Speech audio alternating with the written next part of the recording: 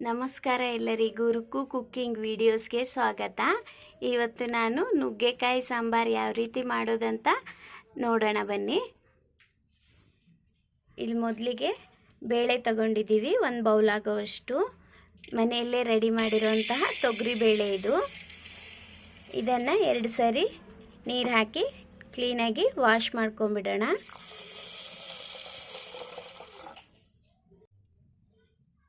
ನೋಡಿದ್ರಲ್ಲ, 2 ಸರಿ ಬೇಳೆನ ವಾಶ್ ಮಾಡಿ ತಗೊಂಡಿದ್ದೀನಿ.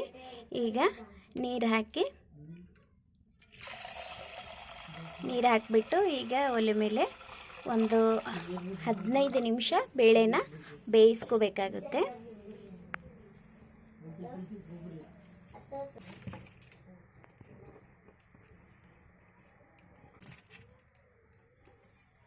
ಒಂದು 10ರಿಂದ 15 ನಿಮಿಷ ಬೇಳೆನ ಚೆನ್ನಾಗಿ ಬೇಯಿಸ್ಕೋಬೇಕು. ಈಗ ಮುಚ್ಚಿಬಿಡೋಣ. ಬೇಳೆ ಕುದಿಯೋಷ್ಟೊತ್ತಲ್ಲಿ ನಾವು ಇದಕ್ಕೆ ಬೇಕಾಗಿರೋ ಐಟಮ್ಸ್ ಏನೇನಂತ ನೋಡ್ಕೊಂಬರೋಣ.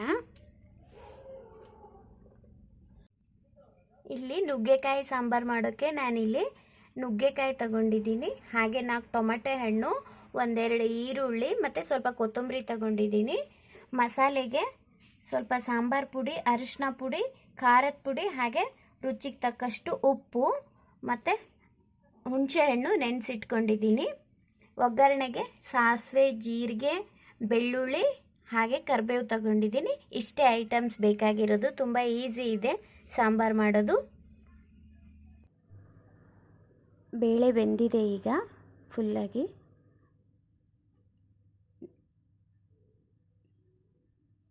ನೋಡಿದ್ರಲ್ಲ, ತುಂಬ ಚೆನ್ನಾಗಿ ಬೆಂದಿದೆ. ಸ್ಮ್ಯಾಶ್ ಮಾಡೋ ಅವಶ್ಯಕತೆ ಇಲ್ಲ. ಈಗ ಇದರಲ್ಲೇ ನಾವು ನುಗ್ಗೆಕಾಯಿನ ಹಾಕ್ಕೊಳ್ಳೋಣ.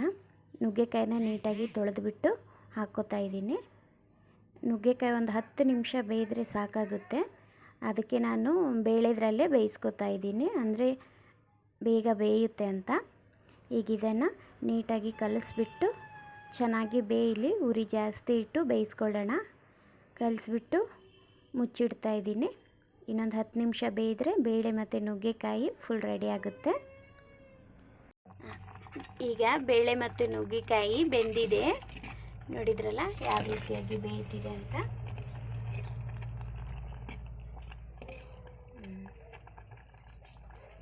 ಬೆಂದಿದೆ ನುಗ್ಗೆಕಾಯಿನೂ. ಈಗ ಇದನ್ನು ಸೈಡಿಗೆ ಎತ್ತಿಟ್ಟು ನಾವು ಇದಕ್ಕೆ ಒಗ್ಗರಣೆನ ಹಾಕ್ಕೊಳ್ಳೋಣ. ಒಗ್ಗರಣೆಗೆ ಎಣ್ಣೆ ಕಾಯಕ್ಕಿಡೋಣ. ಈಗ ಎಣ್ಣೆ ಬಿಸಿಯಾಗಿದೆ. ನಾವು ಒಗ್ಗರಣೆಗೆ ತೆಗ್ದಿರೋಂಥ ಐಟಮ್ಸ್ ಹಾಕ್ಕೊಳ್ಳೋಣ.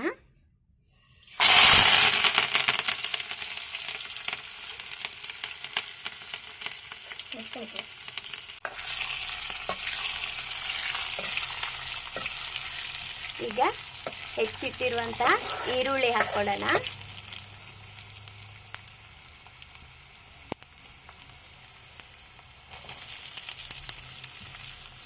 ಈರುಳ್ಳಿನಿ ಚೆನ್ನಾಗಿ ಫ್ರೈ ಆಗಬೇಕು.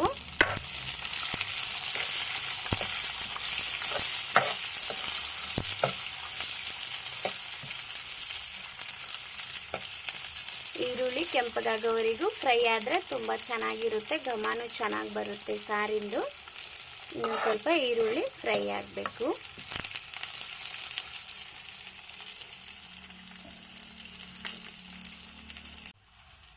ಈಗ ಈರುಳ್ಳಿ ಬೆಂದಿದೆ.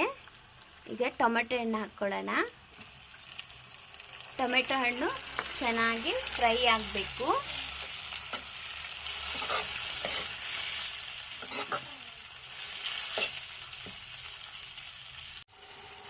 ಈಗ ಟೊಮೆಟೊ ಹಣ್ಣು ಸಹ ಫುಲ್ಲು ಬೆಂದಿದೆ ನೈಸಾಗಿ. ಈಗ ನಾವು ಖಾರ ಪುಡಿ, ಅರಿಶಿನದ ಪುಡಿ, ಸಾಂಬಾರು ಪುಡಿ ಹಾಗೆ ರುಚಿಗೆ ತಕ್ಕಷ್ಟು ಉಪ್ಪನ್ನು ಹಾಕ್ಕೊಂಡು ಫ್ರೈ ಮಾಡ್ಕೊಳ್ಳೋಣ. ಎಣ್ಣೆಲೆ ಫ್ರೈ ಮಾಡಿದರೆ ಕಲರು ಸಹ ಚೆನ್ನಾಗಿ ಬರುತ್ತೆ. ಹಾಗಾಗಿ ಈ ರೀತಿಯಾಗಿ ಮಾಡಿಕೊಂಡ್ರೆ ಸಾಂಬಾರು ತುಂಬ ರುಚಿಯಾಗಿ ಬರುತ್ತೆ.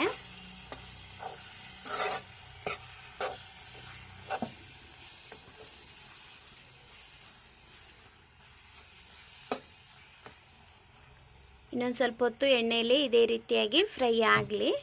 ಆಮೇಲೆ ನಾವು ಇದನ್ನು ಸಾರಿಗೆ ಹಾಕ್ಕೊಳ್ಳೋಣ. ಈಗ ಫ್ರೈ ಆಗಿದೆ ಮಸಾಲೆ ಎಲ್ಲ. ಸ್ವಲ್ಪ ಹುಣಸೆ ಹಣ್ಣಿನ ರಸನ ಇದರಲ್ಲೇ ಹಾಕ್ಕೊಳ್ಳೋಣ. ನುಗ್ಗೆಕಾಯಿ ಸಾರಿಗೆ ಹುಣಸೆ ಹಣ್ಣಿನ ರಸ ತುಂಬ ಚೆನ್ನಾಗಿರುತ್ತೆ, ಹಾಗಾಗಿ ಮಿಕ್ಸ್ ಮಾಡದೆ ಹಾಕ್ಕೋಬೇಕು. ಹುಣಸೆ ಹಣ್ಣಿನ ರಸ ಟೇಸ್ಟ್ ತುಂಬ ಚೆನ್ನಾಗಿ ಬರುತ್ತೆ. ಈಗ ಇದು ಒಗ್ಗರಣೆಗೆ ಮಾಡಿರೋಂಥ ಮಸಾಲೆ ಎಲ್ಲ ತುಂಬ ಚೆನ್ನಾಗಿ ಎಣ್ಣೆಲೇ ಫ್ರೈ ಆಗಿದೆ. ಇನ್ನೊಂದು ಸ್ವಲ್ಪ ಫ್ರೈ ಆಗಲಿ. ನಂತರ ಇದನ್ನು ಬೇಳೆ ಮತ್ತು ನುಗ್ಗೆಕಾಯಿ ಬೇಯಿಸಿದ್ವಲ್ಲ ಅದರಲ್ಲಿ ಶಿಫ್ಟ್ ಮಾಡ್ಕೊಳ್ಳೋಣ. ಈಗ ನಾವು ರೆಡಿ ಮಾಡಿರೋಂಥ ಒಗ್ಗರಣೆನ ಕುದೀತಿರೋ ಬೇಳೆ ಸಾಂಬಾರಲ್ಲಿ ಹಾಕ್ಕೊಳ್ಳೋಣ. ಒಗ್ಗರಣೆನ ಈ ರೀತಿಯಾಗಿ ಮಿಕ್ಸ್ ಮಾಡಿಕೊಂಡ್ರೆ ತುಂಬ ಟೇಸ್ಟಿಯಾಗೂ ಇರುತ್ತೆ, ಹಾಗೆ ತುಂಬ ಚೆನ್ನಾಗಿ ಬೆಂದಿದೆ. ಈಗ ನಿಮಗೆ ಎಷ್ಟು ಬೇಕೋ ಅಷ್ಟು ನೀರು ಈ ಟೈಮಲ್ಲಿ ಹಾಕ್ಕೋಬಹುದು. ಈಗ ನಾನು ನೀರು ಹಾಕ್ಕೋತೀನಿ. ಈಗ ಇನ್ನೊಂದು ಸ್ವಲ್ಪ ನಾನು ನೀರು ಹಾಕ್ಕೋತಿದ್ದೀನಿ. ನಿಮಗೆ ಎಷ್ಟು ಬೇಕೋ ಅಷ್ಟು ನೀರು ಹಾಕ್ಕೊಳ್ಳಿ, ನನಗಿಷ್ಟು ಸಾಕಾಗುತ್ತೆ.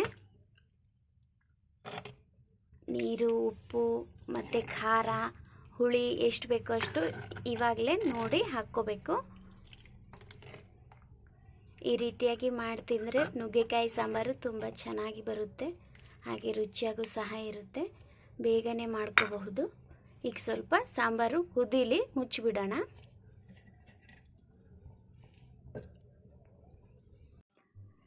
ನೋಡಿದ್ರಲ್ಲ, ತುಂಬ ಚೆನ್ನಾಗಿ ಕುದಿ ಬರ್ತಾ ಇದೆ. ಇದೇ ರೀತಿಯಾಗಿ 1-2-3 ಕುದಿ ಬಂದರೆ ಸಾಕಾಗುತ್ತೆ. ಈ ರೀತಿಯಾಗಿ ನುಗ್ಗೆಕಾಯಿ ಸಾಂಬಾರು ಮಾಡಿದರೆ ತುಂಬ ಚೆನ್ನಾಗಿರುತ್ತೆ. ನೋಡಿದ್ರಲ್ಲ, ಕುದಿ ಚೆನ್ನಾಗಿ ಬರ್ತಾ ಇದೆ.